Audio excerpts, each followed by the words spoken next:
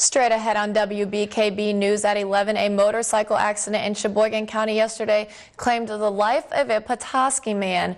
Plus, two women who worked to break down barriers in the Detroit area spoke to a group in Alpena today as part of the 30 Days of Peace. And a fundraising effort was held this weekend to help a young Alpenian woman battling a rare form of cancer. We'll have those stories plus your local weather and sports. WBKB News at 11 starts now. From Rogers City to Tawas City and all points in between, this is Northeast Michigan's award-winning news team.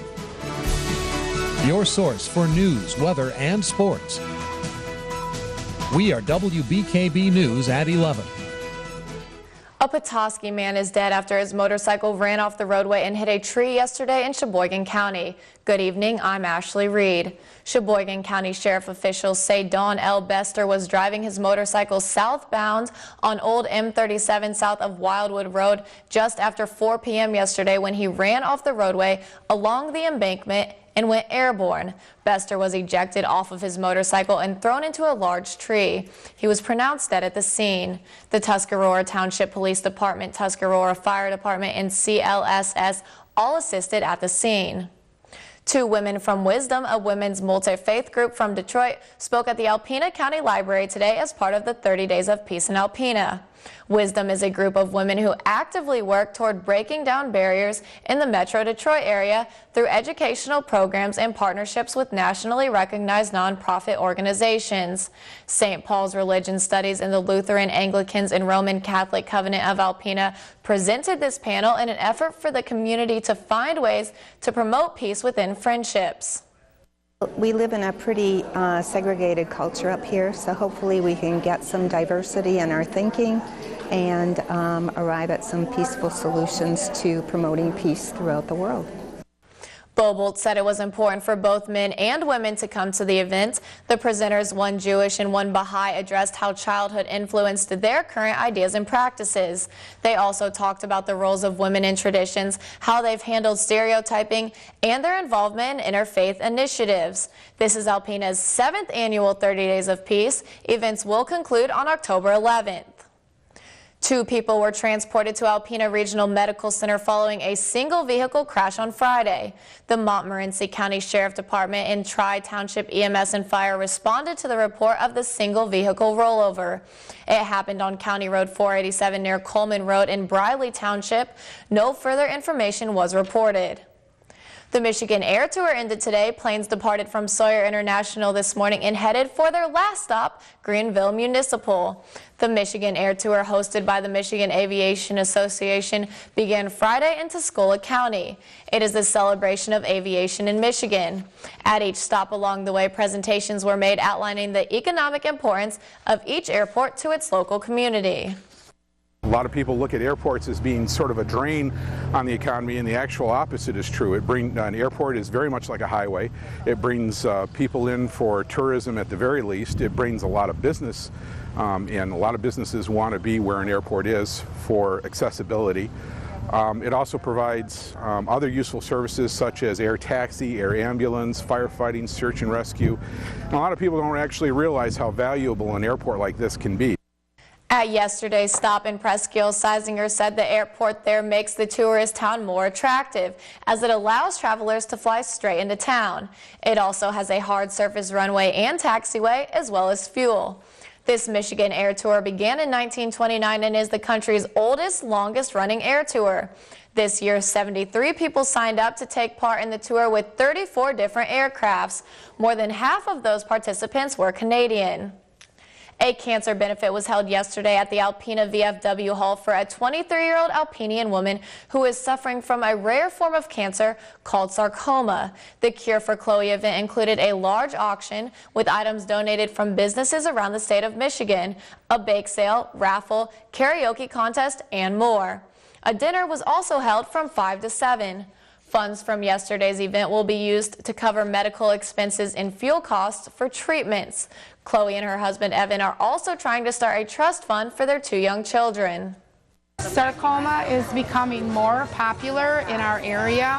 What I'm finding out, as I am at U of M of Ann Arbor, there are more people there from Alpena, and they are getting it in their rectum. They're getting in their legs. I met a girl there who has it in her heart, and they don't know what causes it. It's a very rare cancer, but it's more people are getting it now.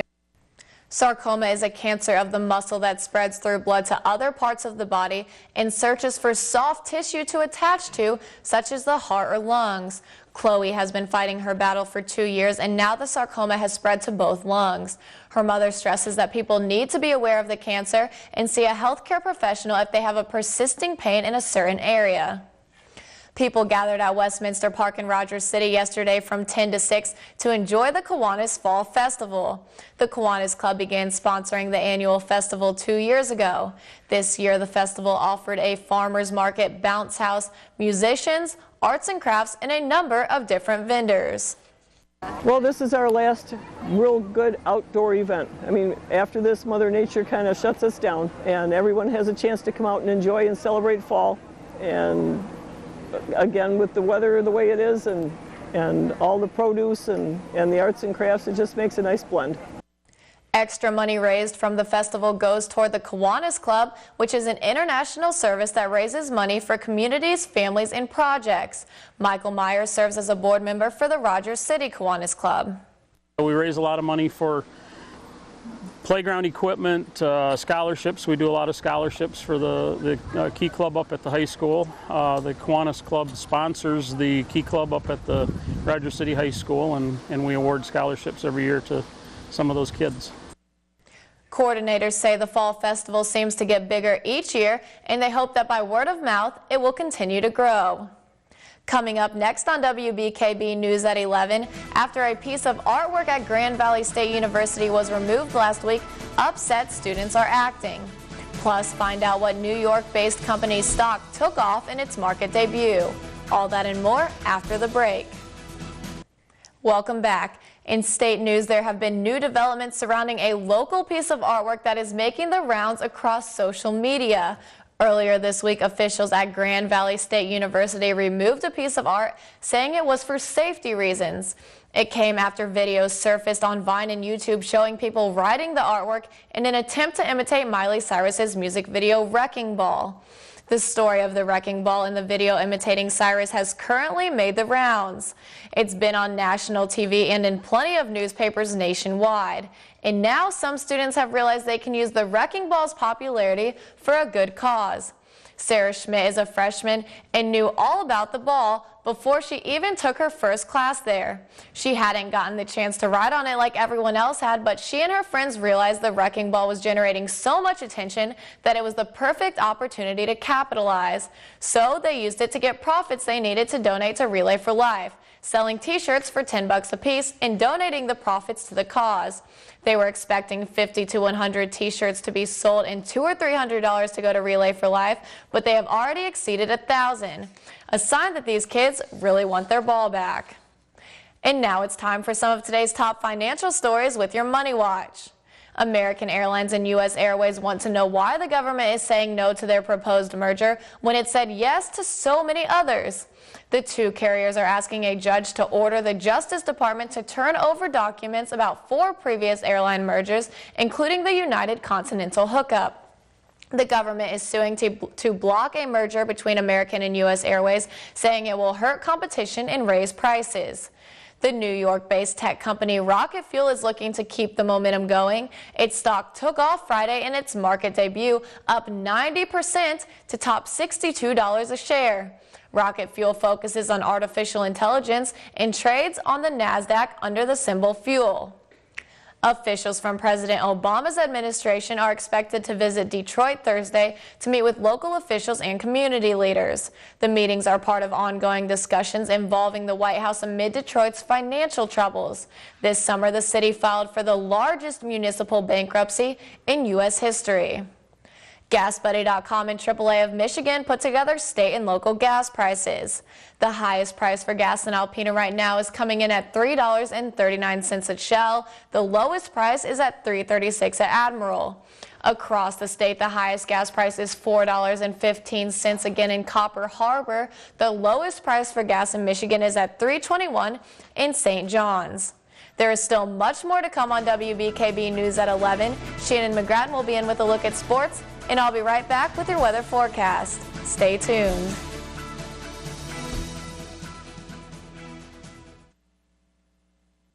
Thank you for joining us. It is now time to take a look at the weather.